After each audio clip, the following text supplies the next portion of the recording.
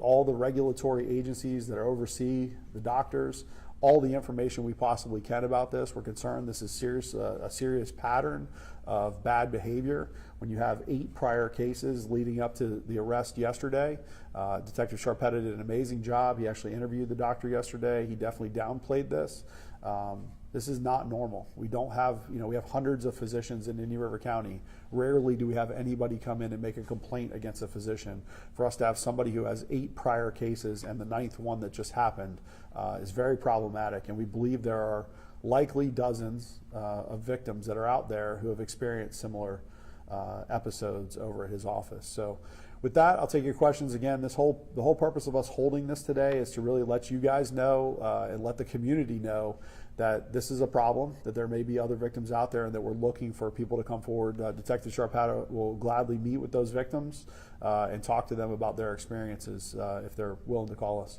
Questions from you guys? Sure. You mentioned the statute of limitations has run out on some of these. Most of them. Far back. Yeah. 2011. Do you advise that victims who still have cases from a while ago still reach out to the sheriff's office? Yeah, we still want to hear from them. We're essentially trying to build a pattern here. We want to be able to show that this is something that's been going on for some time. And we believe that it really is something that's been going on for quite a while. We believe there are other victims potentially who have worked at that office. There's definitely people who have come forward who have told us that this has been, everybody, there's a quote that's in there, everybody in Veros knows that he's a creep. Okay, well, come forward and tell us that. We need to put that down on paper. We need to hear that from the people in the community who are aware of this situation. You said that in the detective interview that he kind of downplayed all of this that's been happening. Can you go into a little more detail? Chad, how did he say it wasn't a big deal or it's being misinterpreted? Can you go into detail about that? So Dr. Olnick maintains that what he's doing is within the normal scope of his duties as a physician. He didn't admit, he wouldn't take ownership of what has happened. He claims that he has no idea why these women would come forward and single him out specifically. But the evidence just shows differently. So he has no real reason for what he's done. Detective, was there anyone else in that office who really knew about this behavior? Because it seems like if this was going on for such a long time, you would think that some of his coworkers would know about it. Was there any evidence of that in your investigation? So as far as coworkers go, there has been a witness that has been identified. We have spoken to her regards to some of the behaviors, though she didn't witness anything specifically as it pertains to inappropriate touching of patients or whatnot, because it's done mostly in the confines of an examination room.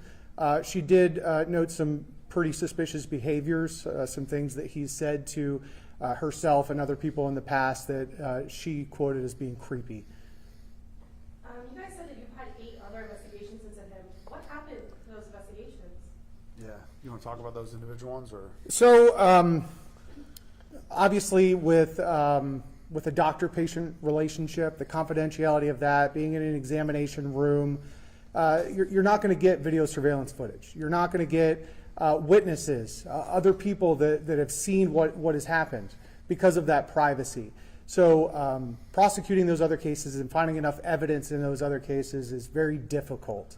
This case is a little bit different in that we have a little bit more to go off of, and we're also utilizing something called the Williams Rule, which allows us to talk to those other victims and get some similar facts in order to reinforce what has happened in this case. And let me just take on that one for a second. Just to kind of close that out. Our detectives were aware of his name, that we had cases in the past, and every time in the past we've always tried to build on it a little bit more, and it just works out with this particular case that we're finally at that point where we have people who are willing to come forward, willing to tell us this. And it's not just one person that Detective Sharpetta is quoting in this, it's multiple people that were able to finally pull this together. And so oftentimes, like a RICO case or something like that, it takes multiple acts to be able to pull that in and really show what's happening. And so this is a lot of the totality of the circumstances of, over time, this pattern. We've shown that we've taken reports. Some of the cases, the victims refused to cooperate. Some of them we just didn't have enough evidence to proceed on. But when you bring it together now in 2025, it's finally time for us to make, and this is just a simple misdemeanor arrest. We wish we had more. We wish there was an opportunity for us to make a greater charge in this. And that's why, again, we're making that call to other victims, because there may be somebody who has had something way worse than this. And I know he's out right now, $5,000 bond. He's got got out just a couple hours later. Has his medical license been revoked yet, or can he go back into the office? He is working today. I think you guys maybe did some B-roll over there. I think he is in his office today, and that's another reason why we're up here today talking about it, because we're concerned that people don't know about this. You know, when the folks in here say everybody in Bureau knows, I don't think everybody does, and so we want to get that word out and see, you know, who's going to come forward and what they have to say. Can you explain that Williams rule, correct me if I'm wrong, a little more? Yeah. How does that work? Because, just explain it. You want to talk about that Sure. one? Go ahead. So the Williams rule allows us to bring in a court setting some other material witnesses, some other victims of these crimes to establish certain facts, motive, intent, opportunity, the similar nature of motive. So we can utilize those facts in those other cases to kind of establish those things and kind of show a pattern.